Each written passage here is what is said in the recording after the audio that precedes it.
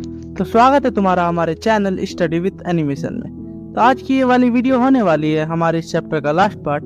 So I hope तुम्हें हमारा ये इलेक्ट्रिसिटी का सीरीज पसंद आया होगा। अगर पसंद आया तो इस वाली वीडियो को लास्ट तक देखना एंड प्लीज यार अपने दोस्तों के साथ शेयर करना। तो चलो बिना किसी टाइम वेस्ट के कर लेते हैं बचे हुए चैप्टर को कंप्लीट। तो देखो अभी तक हमने कर लिया था टाइप ऑफ कनेक्शन तक एंड आज हम करने वाले from heating effect of electric current. तो देखो हम जानते हैं कि एक बैटरी और cell source of electrical energy है एंड ये बनता है जब केमिकल रिएक्शन होता है एक बैटरी में एंड फ्लो करता है through out the circuit.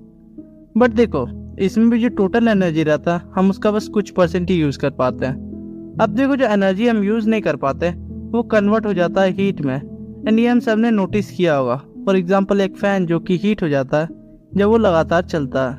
But देखो बस यही एक कारण नहीं है जिससे हमें हीट मिलता है। फॉर एग्जाम्पल अगर तुम एक प्योर रेजिस्टर को ले लोगे एंड उसे एक सेल या फिर एक बैटरी से कनेक्ट करोगे देन वो भी हीट एमिट करेगा इन अ लार्ज अमाउंट, जैसे हीटर जो कि अब हम सब यूज करेंगे क्योंकि ठंडा आ गया है एंड इसे हम कहते हैं heating effect of electric current. अच्छा मान लो एक करंट आई जो कि फ्लो कर रहा है एक रेजिस्टर से एंड उसका पोटेंशियल डिफरेंस है V, जिसमें कुछ चार्ज फ्लो कर रहा है जिसे हम लेंगे Q in a time T and जो वर्क डन होगा अगर चार्ज Q मूव कर रहा है through a potential difference V तो उस केस में हम उसे लिखेंगे VQ। रुको इस पे ध्यान मत दो, सिंपली याद करो P equal to V into Q by T और P equal to VI and H equal to VIT और I स्क्वायर RT। अब देखो according to Joule's law of heating जो हीट प्रोड्यूस होगा वो होगा directly proportional to the square of current and directly proportional to the resistance and directly proportional to the time. मतलब अगर current resistance या फिर टाइम बढ़ेगा तो हीट भी बढ़ेगा। एंड हाँ पावर का ऐसा यूनिट होता है वॉट एंड हीट का जूल।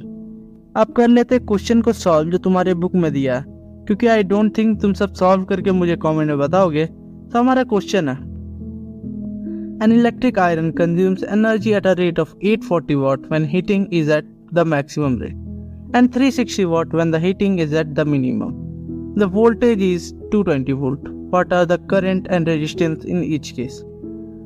तो देखो हमें गिवन है P एट मैक्सिमम रेट जो है 840 वॉट एंड मिनिमम रेट जो है 360 वॉट एंड जो वोल्टेज है वो है 220 वोल्ट। तो हमें निकालना है current and resistance each case में। तो देखो पहले केस में हम I निकाल लेंगे तो ये होगा I equal to V by R क्योंकि V इक्वल टू IR होता है। देन I इक्वल टू हो जाएगा 840 watt by 220 volt equal to 3.82 ampere and अब हमें इसका रेजिस्टेंस निकालना है। Then R equal to V by I तो वैल्यू को कर लेंगे put then R equal to 220 volt by 3.82 ampere जो जाएगा 57.6 ओम। अब कर लेते हैं इसका केस 2 जिसमें हमें करंट एंड रेजिस्टेंस निकालना है एट मिनिमम रेट।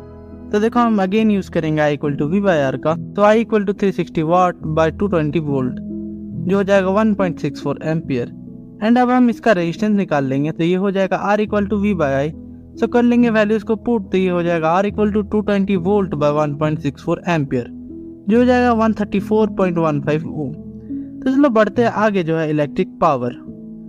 तो देखो तुम लोगों ने पढ़ा ही होगा कि that doing work is known as power, but power को हम rate of consumption of energy भी कहते हैं। मतलब कि rate of electric energy consume is known as power, जिसे हम लिखते हैं P इक्वल टू VI या फिर I स्क्वायर R या फिर V स्क्वायर बाई R।